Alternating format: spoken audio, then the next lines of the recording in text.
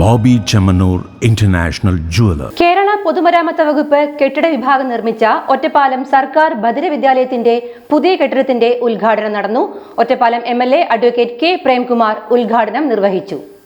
കേരള പൊതുമരാമത്ത് വകുപ്പ് കെട്ടിട വിഭാഗം നിർമ്മിച്ച ഒറ്റപ്പാലം സർക്കാർ ബദിര വിദ്യാലയത്തിന്റെ പുതിയ കെട്ടിടത്തിന്റെ ഉദ്ഘാടനം നടന്നു. Ottapalam MLA advocate K. Premkumar ഉദ്ഘാടനം നിർവഹിച്ചു.